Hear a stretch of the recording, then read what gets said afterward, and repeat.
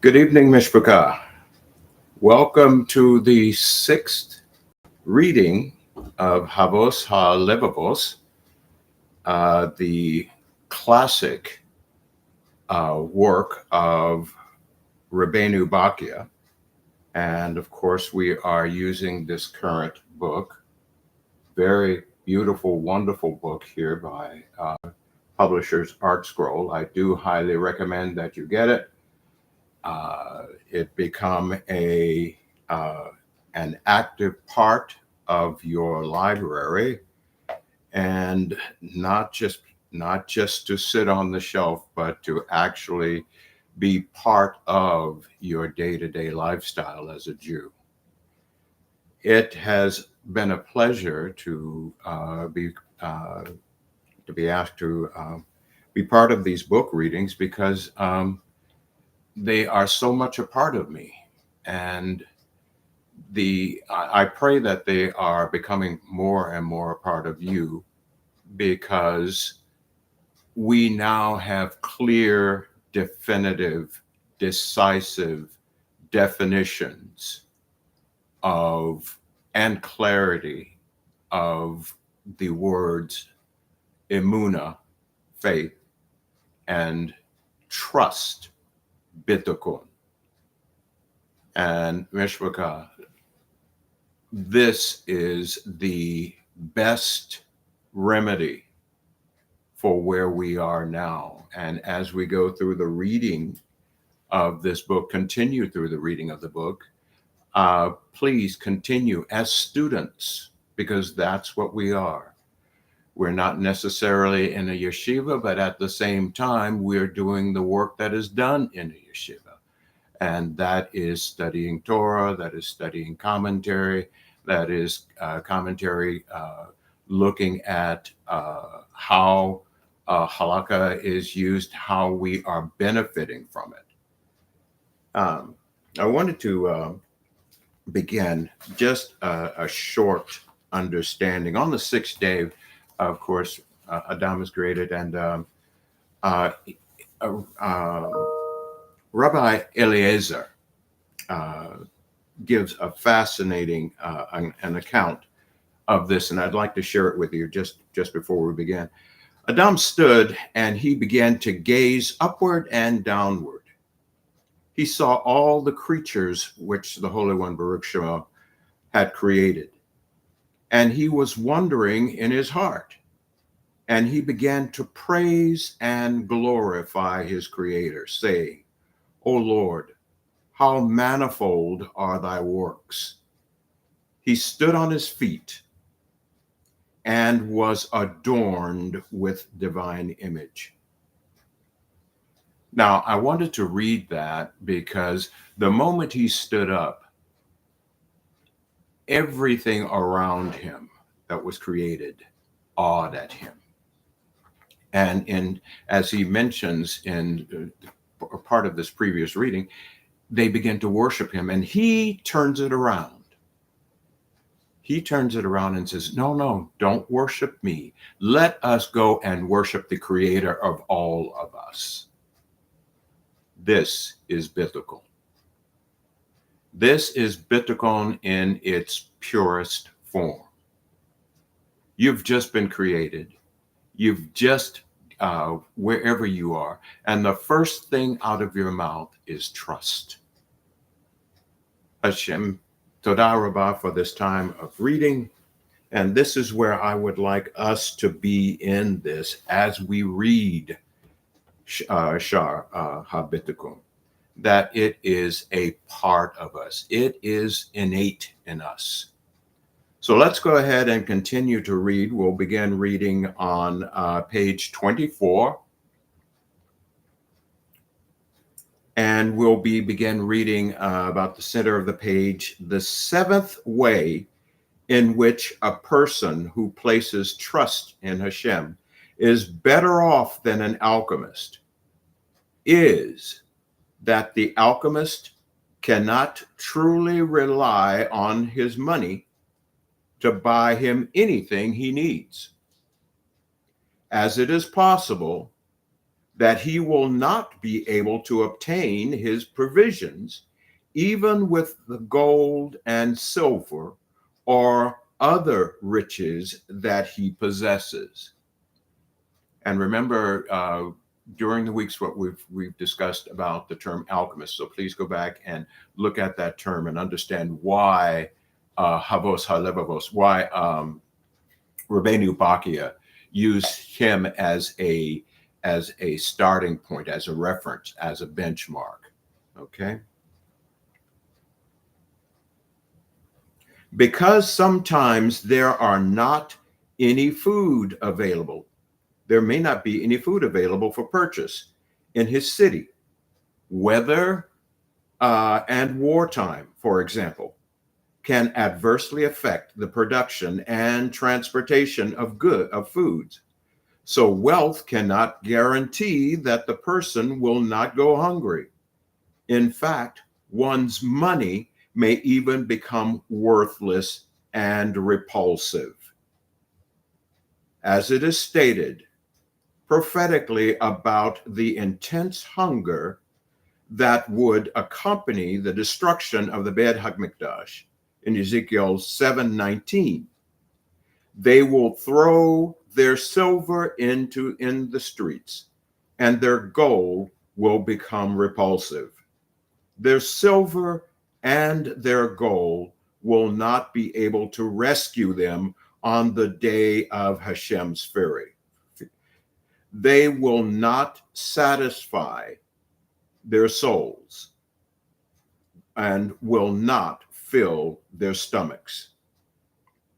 And likewise in Zephaniah 1:18, even their silver, even their gold will not be able to rescue them on the day of Hashem's fury.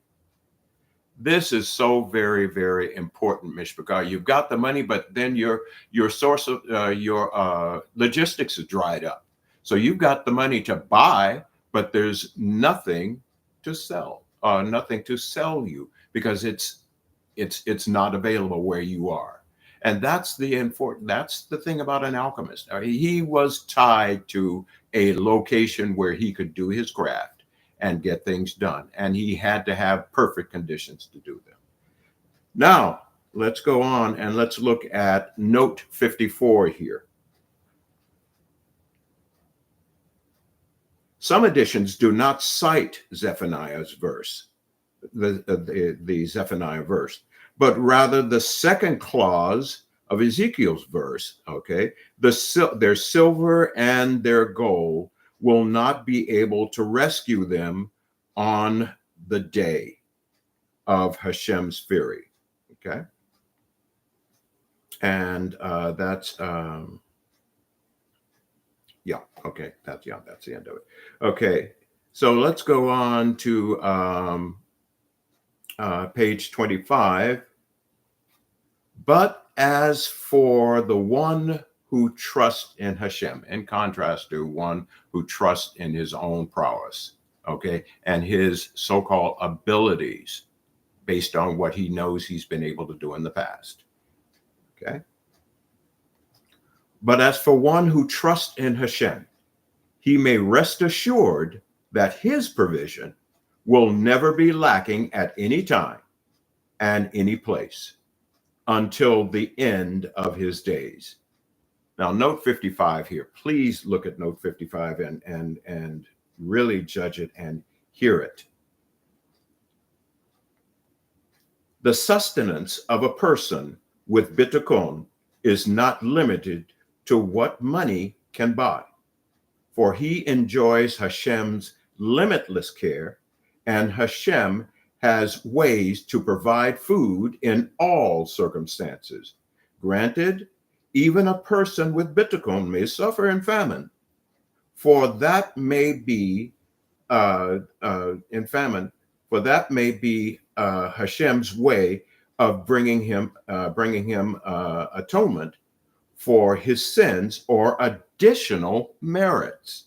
Okay, so either something's going on or Hashem's setting you up for merit to happen, to come on your behalf. Okay, And when it says see above in note 51, this is where I was speaking of when we first began our reading. He's pointing us back to note 51, where it talks about us trusting in something other than HaShem. Okay, so we go back. So in your tenure, while you're reading this, you go back and read 51 and go over that again. Okay. But he is assured of receiving enough provision to keep him alive, for he will not die of starvation. Okay. And of course, that's given at that reference there. Okay. And let's see here. Then we go on to back to the top here. As it is stated in Job 5:20, in famine, he will deliver you from death. And that's note number 56 here. So let's go on to 56. HaShem will ensure that his faithful one does not die of starvation. Okay. The operative word there is faithful one. And the operative word there, word is bitachon. Why? Because we are trusting in him, no matter what it looks like. Okay. And as David HaMelech stated in Tehillim 23:1, Psalm 23:1, HaShem is my shepherd, I shall not lack. And let's go on to note 57. In this psalm, David HaMelech refers to the time when he fled from Saul to a barren land. And this is in 1 Samuel 22:5. Although he was approaching a desert, he trusted in HaShem as a sheep relies on its shepherd, and was therefore as secure as a sheep grazing in lush meadows. As the next verse states, in lush meadows, he lays me down. So you get to a point where you've got to make a decision. I can die in fear or trust in provision. And that's it. It sounds hard, but it's something we as Jews practice. And we practice this daily, which is why we practice our Judaism daily. And this is why these books are so important, because we get to read this again and again and again. And as we read, it becomes part of our psyche. It becomes part of us.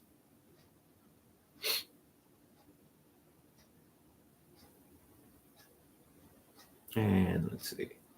And as he stated further, about those who trust in Hashem and rely on him, again in 37:19, they will not be ashamed in times of calamity, and in days of famine, they will be satiated, okay, or satisfied. Okay, and let's go to 58. Let's see. There's something else. Actually, let me go back to note 57, because I wanted to bring something out here. Note 57 is talking about David HaMelech and about his condition running from Saul. And in lush meadows, as the next verse states, in lush meadows, he lays me down. Okay, this supports Havos Halevavos statement that Hashem provides for his faithful ones in any place. Okay, now it shows there Tov HaLevanon, and that is a reference that I wanted to just make a quick reference on, because basically, Mishpachah, this is how you grow your library. Because as you're studying and studying and studying, you with this showing to this author, okay, Israel ben Moshe, okay, around 1730, okay, and this is on his commentary on Havot HaLevavos, okay, and knowledge of the laws in Torah and its halakha, generally, specifically, and to learn the forbidden and permitted and the actions which are obligatory or obligatory. And basically what we're talking about here is knowledge, because what you're going to do as you are studying bitachon is you're going to be gaining knowledge. You're going to be gaining a great knowledge. Their fulfillment or transgressions are not known to others, for they depend solely on the heart and mind.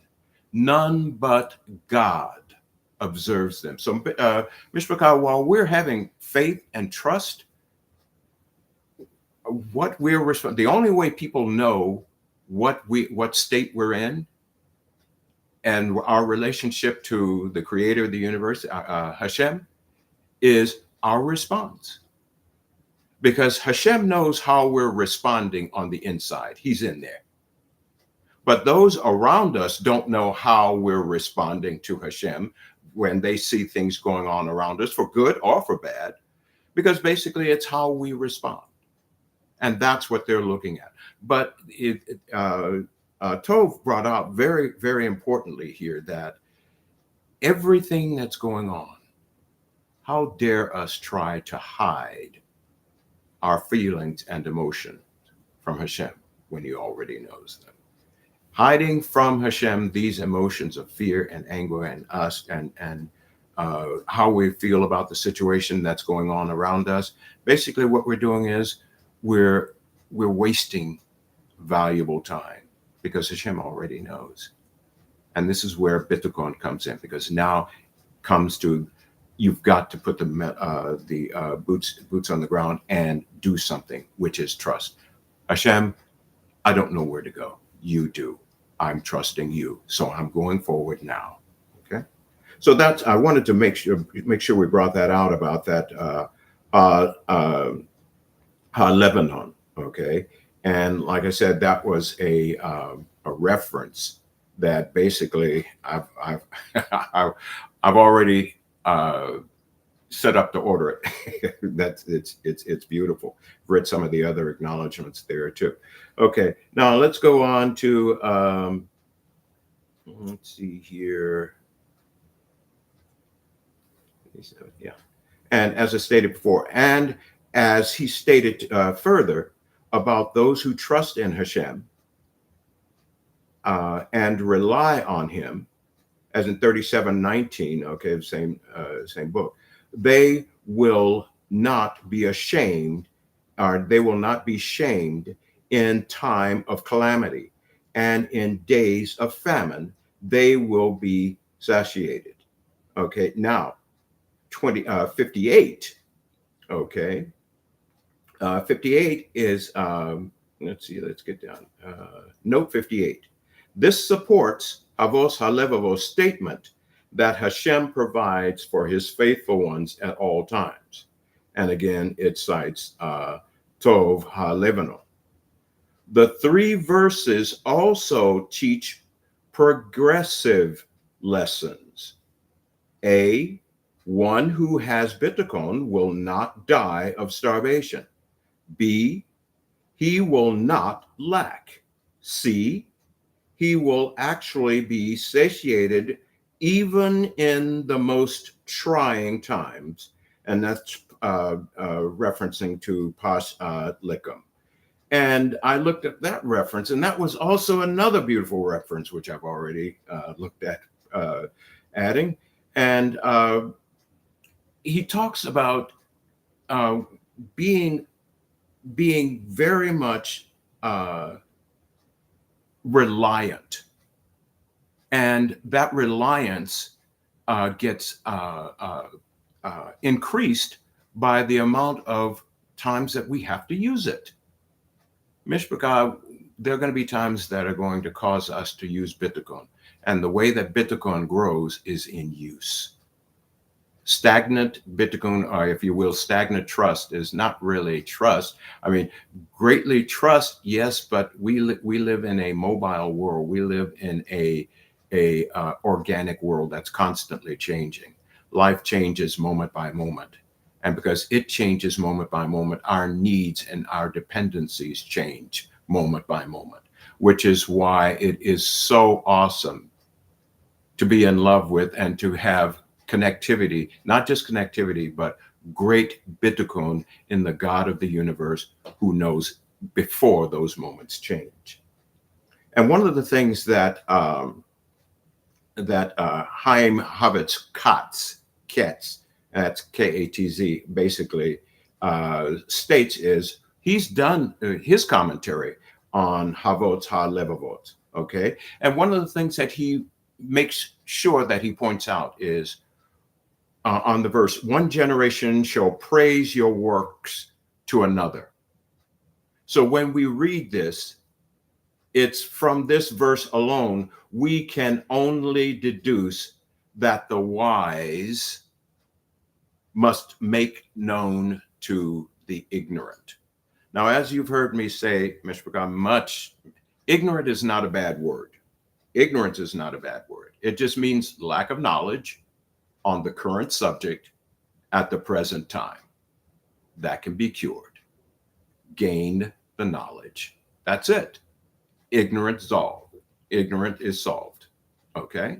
And this is what bitachon is about. If we're lacking in bitachon, then we need to find out what is hindering us from this. And this is why we're understanding and learning the difference between the trust and emunah, or trust and faith, the true definitions, the Jewish Hebrew definitions of these two words.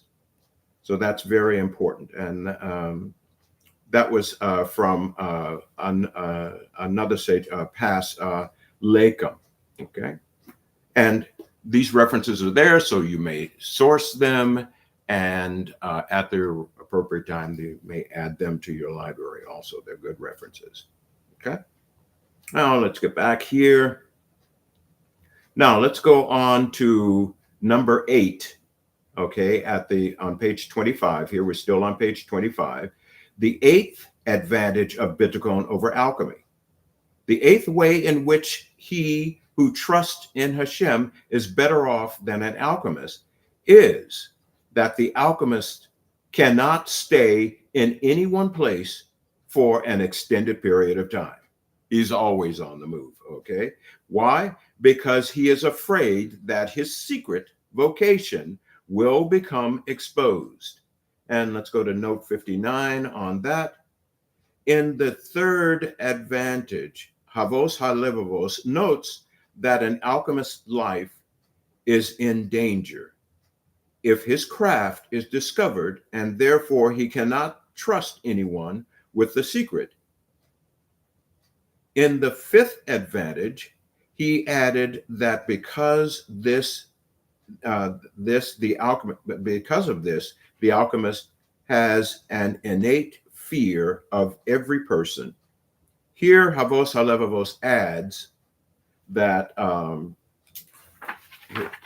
me, we go on to the next page here, adds that in order to maintain secrecy, he also cannot settle. Wait a minute. Yeah, he also cannot settle in any permanent home. So he lacks the physical and emotional comfort that stability brings. Below is the 10th advantage. Havos HaLevavos focuses on the very fact that an alchemist will die if his secret becomes known. Okay?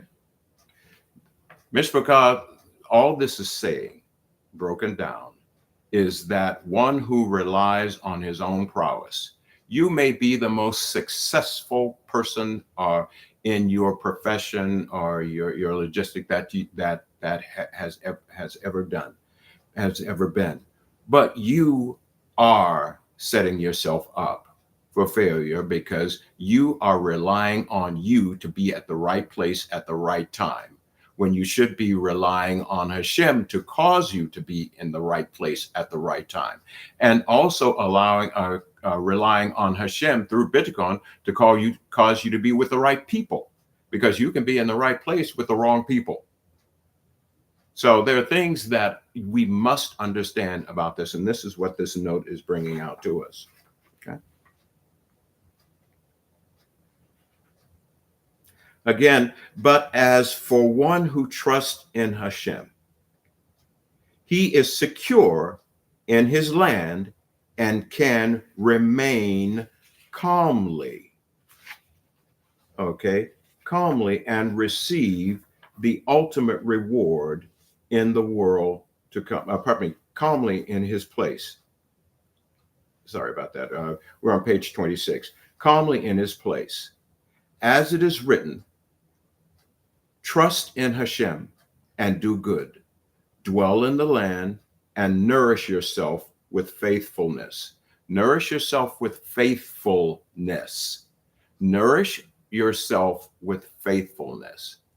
Faithfully studying Torah. Faithfully listening and breathing and bringing in Torah into our lives. And building up the Yatzah Tov. Keeping the Yatzahar in place with trust. True definition of trust. Okay. And it says later in Tetelin, or in Psalm 29, the righteous will inherit the land and dwell upon it. Now let's note 60. The latter verse makes clear that when the former verse says, trust in HaShem and dwell in the land, it means that one who places his trust in HaShem will be able to dwell in his land forever. Remember, his land, not the land. His land. His land means stationary, means permanency. It doesn't mean that I'll be able to stand here until my provision comes to move me away or move me on. No, it's permanency. And this is what Mishpachah bitachon is all about, is bringing permanency, stability in our lives, okay? In our trust of HaShem.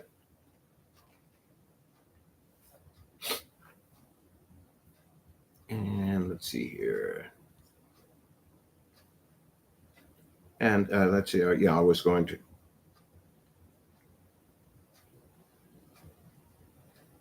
Oh, okay, yeah, well, let's, 60. The latter verse makes clear that when the former verse says, trust in HaShem, dwell in the land, it means that one who places his trust in HaShem will be able to dwell in his land forever. And of course, it cites Rashi there. The phrase, and nourish yourself with faithfulness, in verse 3, means that the person with bitachon will be nourished and sustained in the merit of having faith in HaShem and doing good with his money. Doing good with his money. Okay? So, let's see here. Now, let's go on to number 9. We're on page 26. The 9th advantage of bitachon over alchemy. The 9th way in which the person with bitachon is better off than the alchemist is that the alchemist comfort is not everlasting.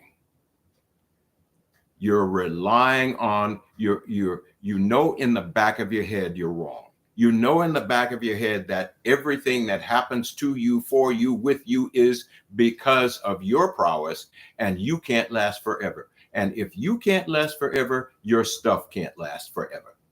And that is a constant drain on shalom. A constant drain. And Mishpachah, this is what happens in many of us, is we get so involved in getting things done according to the way that we do it, instead of relying on bitachon, reliance and bitachon, that we look at, oh, I got that done, but look, what did you do to get that done? How many bodies along the way did it take to get it done, instead of doing it right the way HaShem says to do it?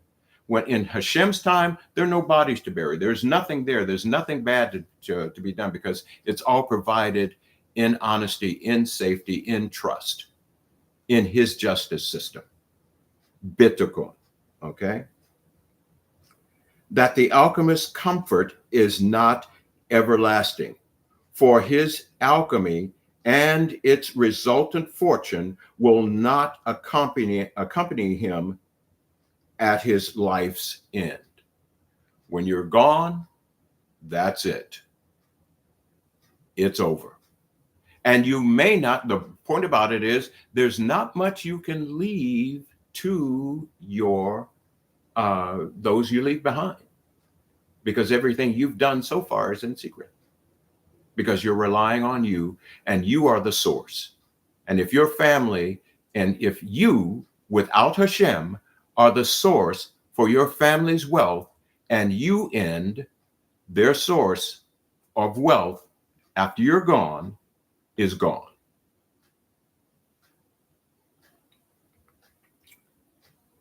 And even in this world, with alchemy, he cannot get anything other than the secure feeling that he is safe from poverty and from needing the aid of other people. It cannot buy him health or happiness. Now, that's note 61. Actually, alchemy does not even provide genuine financial security. As Havos HaLevavos explained above, in the first, fourth, and seventh advantages, nevertheless, the alchemist is convinced that his income is secure. That is blindness. When you feel that because you have the outward trimmings and you look the successful part, and there is no trust in HaShem that got you there, you look well, but on the inside, you're failing. Okay? It is not secure. You stop working, your success stops happening. Okay? Havos HaLevavos therefore notes that even this false sense of security is a limited, very limited benefit. Okay. But as for the one who trusts in HaShem, the reward of his bitachon will accompany him to provide him well-being in this world and ultimately goodness in the world to come. Baruch HaShem. He enjoys well-being in this world, as it is written in Ibid 32:10.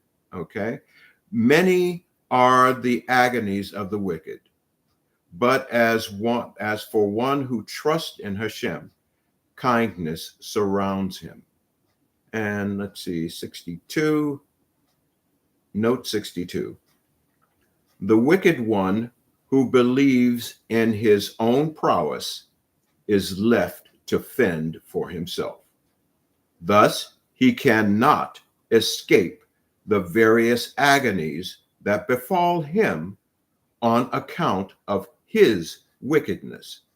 But the one who trusts in Adonai turns to him when he is afflicted and is rewarded by having the affliction removed.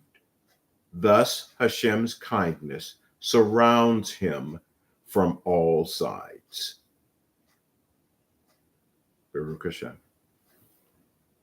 Where Havos HaLevavos sees other lessons of this verse, and that goes back to see chapter 5, note 36. Okay.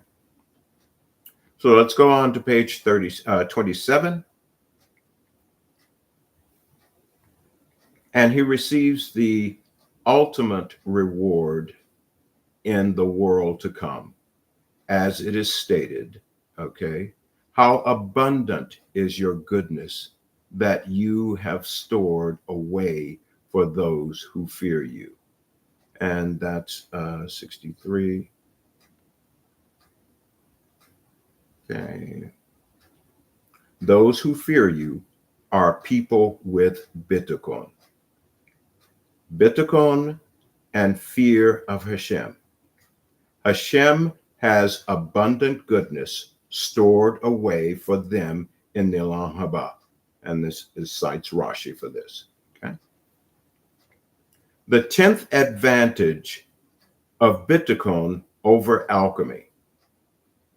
Now you'll notice that this says bitachon over alchemy.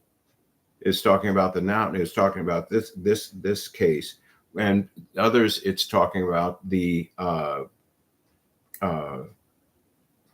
one who trusts over the alchemist.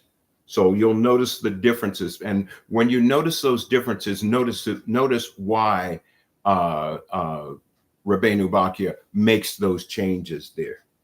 The 10th way in which he who trusts in HaShem is better off than an alchemist is that the alchemist is not safe.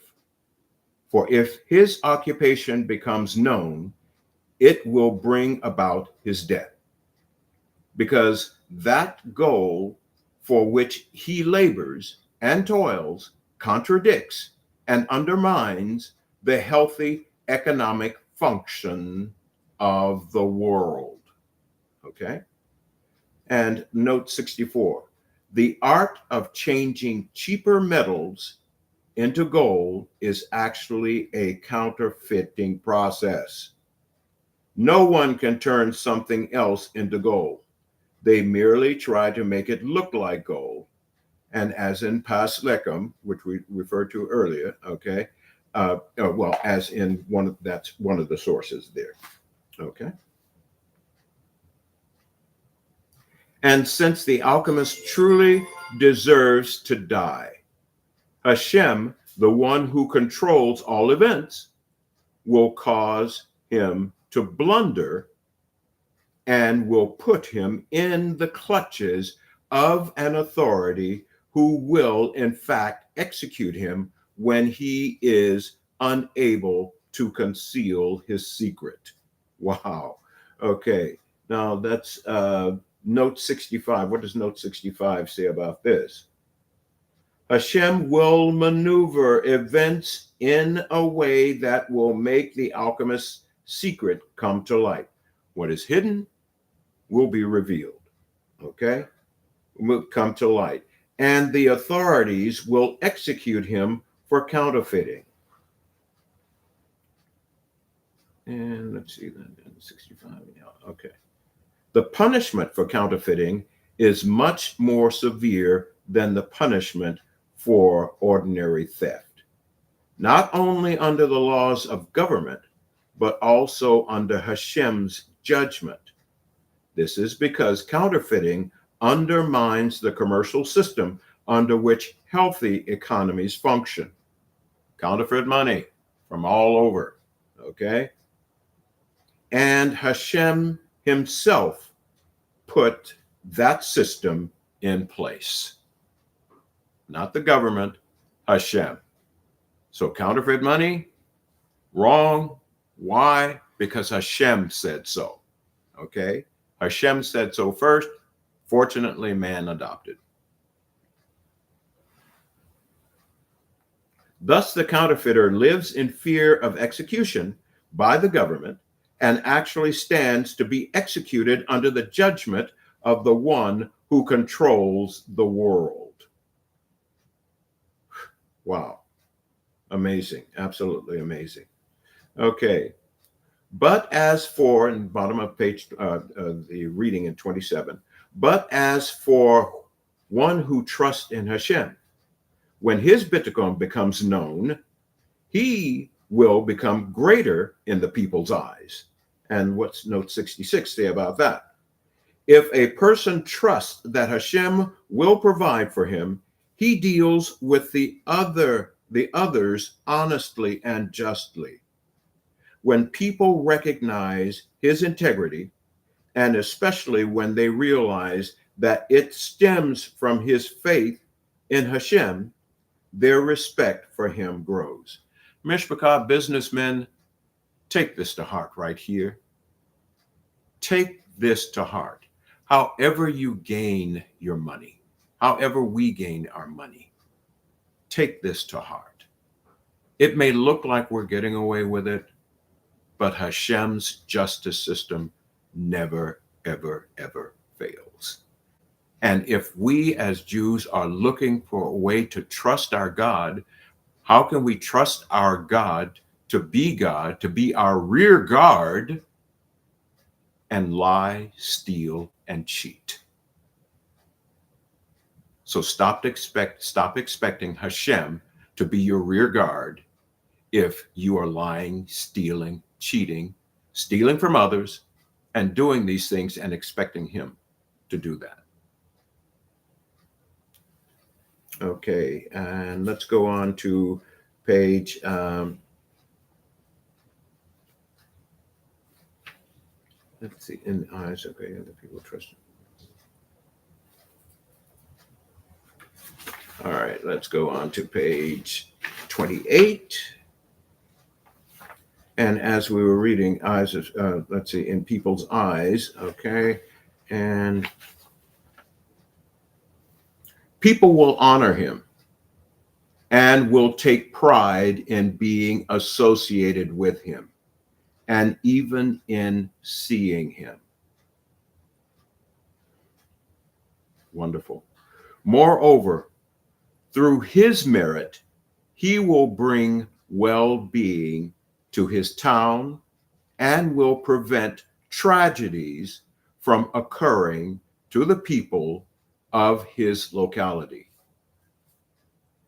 Being an adequate and an avid point of bringing shalom, bringing solidarity into the community through bitachon is what this is talking about. Instead of relying on our own prowess, instead of stealing from others, instead of shady dealing, okay, thinking that no one else will know. When we spoke of earlier, what we do is between us and Hashem, and that is done inside of us. It may be done shadily, Hashem knows. Outside, they don't know, okay? But he will bring that to light. Moreover, through his merit, he will bring well-being to the town and will prevent tragedies from occurring to the people of his locality. As it is written in Mishlei 10:25, okay, a tzaddik is a foundation of the world, okay? And that's note 67. He is a foundation of the world because his merit protects his surroundings from misfortune, thus providing stability to the world, And it gives the references to the notes there. Okay.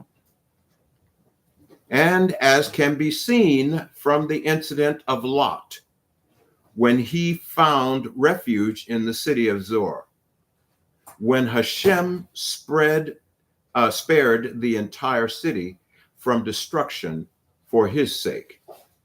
Note 68, the city of Zohar had been slated for destruction together with Sodom and Amorah, but it was spared because Lot, who was saved in Abraham's merit, begged that he needed the city for refuge.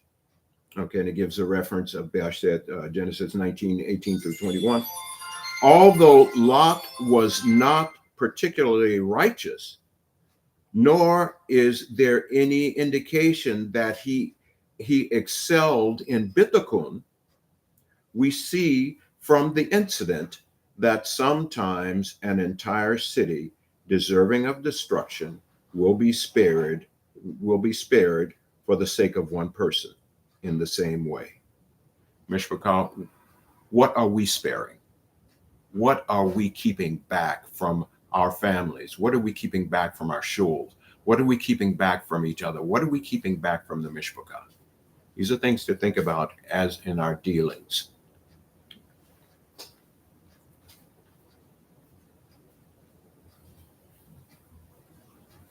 And as can be seen from the incident of Lot, when he found refuge in the city of Zohar. Okay, we read that. Okay.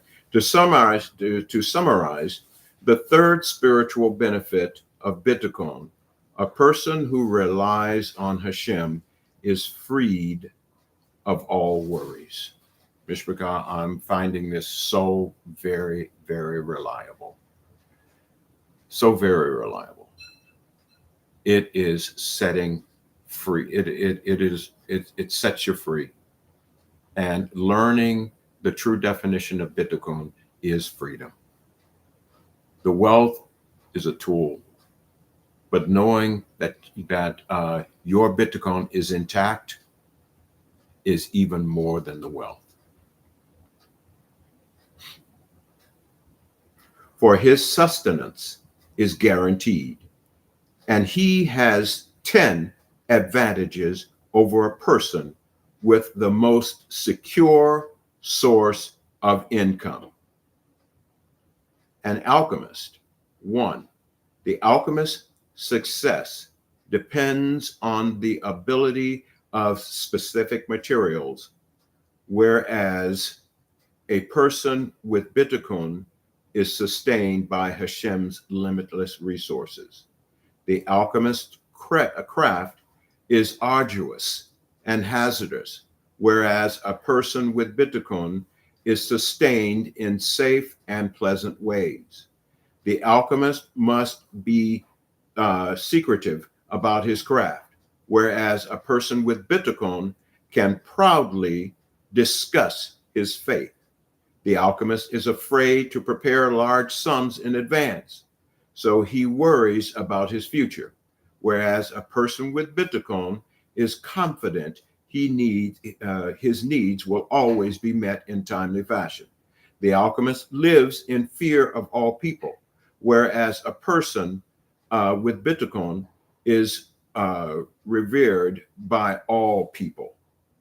The alchemist is susceptible to debilitating illness, whereas a person with bitachon is protected from ill health unless it is for his benefit. The alchemist has no guarantee that he will find food to buy with his money, whereas a person with bitachon is assured of sustenance from Hashem at all times. Number 8, the alchemist is afraid to remain alone in one place, whereas a person with bitachon can settle comfortably in his land.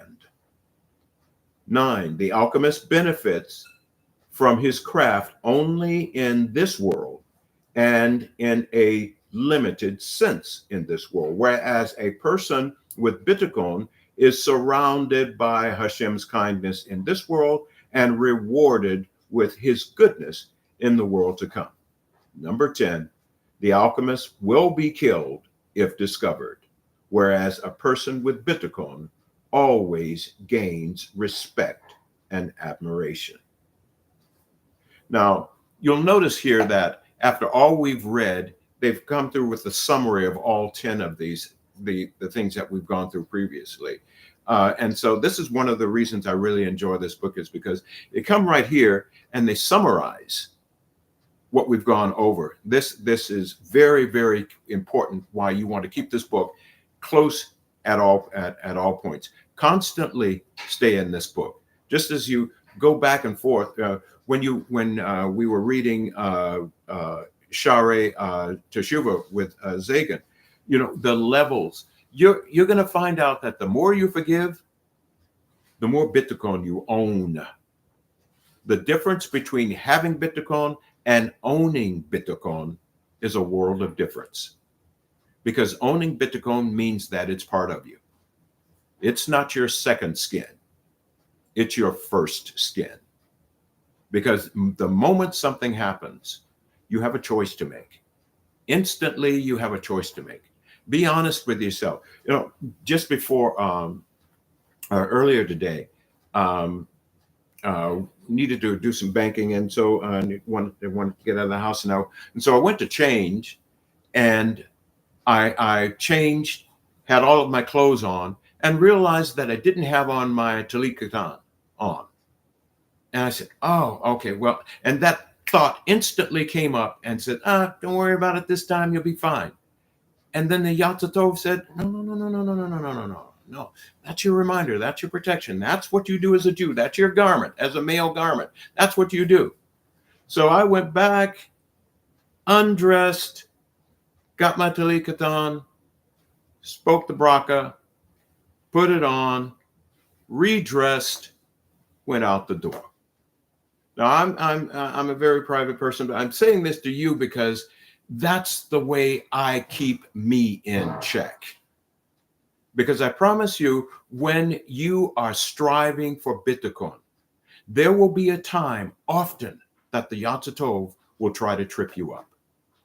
And you're always not necessarily looking for a place to gain merit, but you're always there receiving the opportunity when the opportunity to gain merit arrives. This is what we do as Jews, Mishpachah. This is why we practice bitachon. This is why we practice the real meaning of trust, the real meaning of emunah,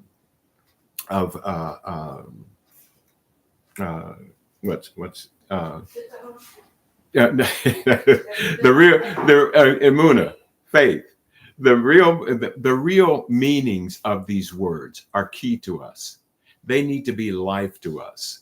And so that's the important thing there. Let's see how we're doing in time here. We have just a little bit of time there. Let's see. We could actually begin here. We're on page 29. We're at the fourth spiritual benefit of bitachon. Yet another one of the benefits that trusting in HaShem provides regarding Torah matters is that when one has bitachon in HaShem, he will properly utilize his resources in Hashem's service, regardless of his financial situation. I'm going to take a moment and the rest of the time and just go over this one fact here. Business people, businessmen, businesswomen, you will either be honest or you will cheat. You cannot be both. Because as honest as you are is as much bitachon you will gain. As much cheating as you do, as we do, as much bitachon will be removed. And it's not Hashem removing the bitachon, because remember, bitachon is inside of us. It is our reliance. But we have the Yatzahara. The Yatzahara's main purpose is to kill bitachon, to kill trust. The more trust we have, the more bitachon we have, we own. As my wife likes to say, own it. The more we own our trust, that means no one can take away that trust. But when we cheat, when we lie, when we do things that are against Torah, this is why we want to make sure that every other religion inside of this head, inside of our being, is totally renounced, totally devoided from us, so that the Yatzahara does not have any reference to our past. I am not a former anything. I am Jewish. This is where we need to be. This is why our book, this is why they're my sages. This is why they're my patriarchs, my matriarchs. This is where we need to be as Jews, and those coming into Judaism, the Gers, and those who coming into Judaism. You must make a firm stand. And as I said before, this is homework. Practice bitachon. Practice it in everything that you do. Tomorrow's prep day. Tomorrow we'll be beginning the entrance into the the double portion, into the open heaven. That occurs tomorrow. And whatever was learned previously in messianic or whatever, okay, that needs to go away. You can't put a square messianic in a round Torah hole. It won't fit. And this is the purpose of this book, SHAAR HABITACHON, is so that we're able to practice our faith. And we practice our faith with each other, to each other, for each other. Mishpachah, I'm lovingly, honestly asking you to do this homework this week. Look at your level of bitachon. Has it risen from last week? If it hasn't, something's wrong, and that needs to be fixed. And we need to find out what it is. Because if there's something inside that we're holding on to that's hindering us from understanding why we're reading this book, why we're taking this book apart piece by piece and getting into it and consuming it. Mishpachah, like I said before, this can help us get this done. We are Jews. We are becoming Jews. No one can take that away from us. Don't let anyone take your Jewishness away from you. Stand on it. Be Jewish. Be proud of being Jewish. But be proud in the way that you trust. Because you see, trust, true bitachon will keep you humble. True humility comes through trust or bitachon in HaShem. Because we know that I may have gotten there, but it was HaShem who provided the sources. So, Mishpachah, Toda Rabah for being with us. I think, we're pretty much out of time here. Like the video, please. Support Lapid Judaism. We're here for you. Remember prep day tomorrow, ladies. Remember, as you're making your challah, infuse it with that. Infuse it with bitachon. Infuse your challah with bitachon. Infuse your challah with emunah, but the true definitions of it: trust, reliability, reliance. Toda Rabah for watching. Like the video, share it with your friends. Greatly appreciate your being here. Shalom Aleichem.